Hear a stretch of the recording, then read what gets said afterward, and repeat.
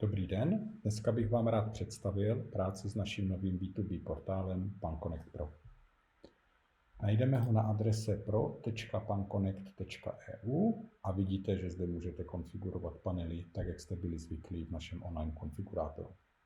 To důležité, co bych chtěl ale dneska projít, je registrace, přihlášení a následná práce v menu uvnitř portálu. Kliknu tedy na přihlášení a na tlačítko registrovat.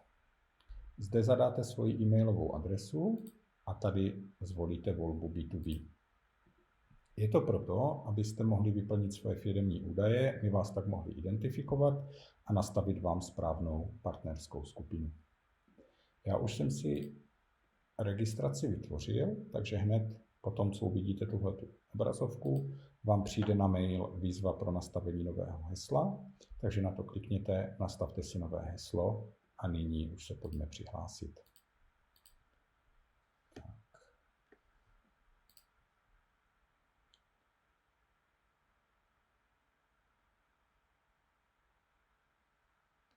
Výborně.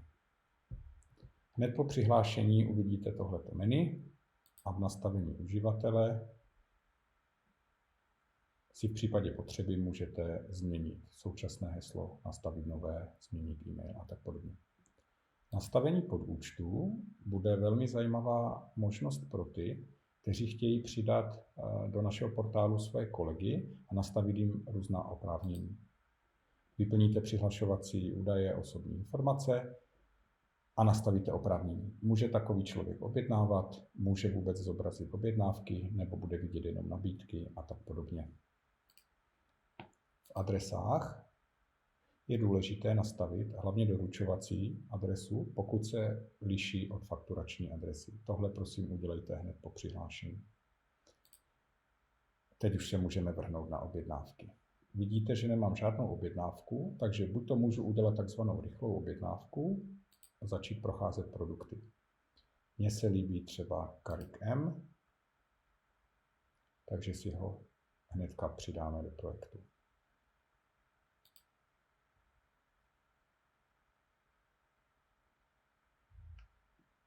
Tak, výborně. Vidíte, že jsem uživatel Roman a mám neuložený projekt. Kliknu tedy na malou jedničku vedle listu projektu a dám si zobrazit projekt. Zde ho můžu buď to rychle objednat, nebo uložit, případně si stáhnout PDF.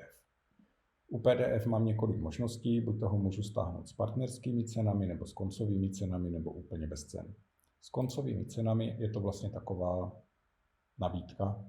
Vidíte obrázek, vidíte popis produktu, vidíte objednací kód a koncovou cenu. Bez cen je to úplně jasný. Stáhnout s partnerskými cenami, pozor, opravdu se tady zobrazí vaše partnerské ceny, takže bych to používal pouze pro interní komunikaci. Já vždycky doporučuji uložit si projekt, abych se k němu mohl vracet. Takže řekněme, že tohle bude objednávka říjen, uložím to jako nový projekt a v uložených projektech teďka vidím, že mám uloženou objednávku na říjen, můžu otevřít projekt. Dál s tím můžu pracovat, přidám nebo uberu. Můžu samozřejmě kdykoliv do tohoto projektu přidat různé zboží, to znamená, třeba potřebuji ještě karika, takže si ho tam rychle šoupneme, přidáme ho do projektu.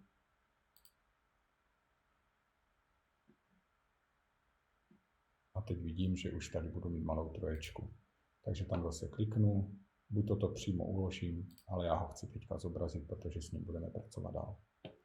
Zkontroluju, všechno sedí, dám si uložit projekt a budu ho zrovna ho objednáme.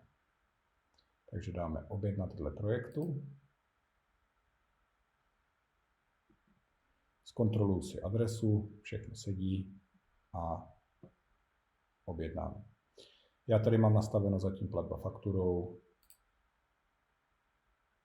tak si to zrovna takhle objednáme. Děkujeme, objednávka byla přijata, máme tady nějaké číslo objednávky a malou rekapitulaci, co vlastně bylo předmětem objednávky. Důležité je, že na e-mail vám už budeme posílat: ano, přijali jsme objednávku, zboží dostanete tehdy a tehdy, už vlastně klasickým způsobem, už se budeme bavit přímo spolu. Tohle je ale jako jednoduchý způsob, jak nám vlastně zaslat objednávku bez toho, aniž byste museli vědět, co chcete objednávat, protože to taháte přímo z toho konfigurátoru. Pokud se vrátím do uložených projektů, vidím, že stále s tím můžu pracovat. A v přehledu objednávek vidím, že tady mám objednávku na 3 panely.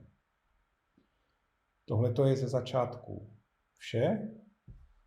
Jenom pro úplnost připomenu, že portál je pořád ve zkušební verzi, proto vás sem zveme, abyste nám pomohli odhalit neduhy a chyby. Takže budu rád, když nám napíšete a když se s náma spojíte i s jakýmkoliv nápadem, co zlepšit. Zatím díky a budu se těšit zase někdy příště. Nashledanou.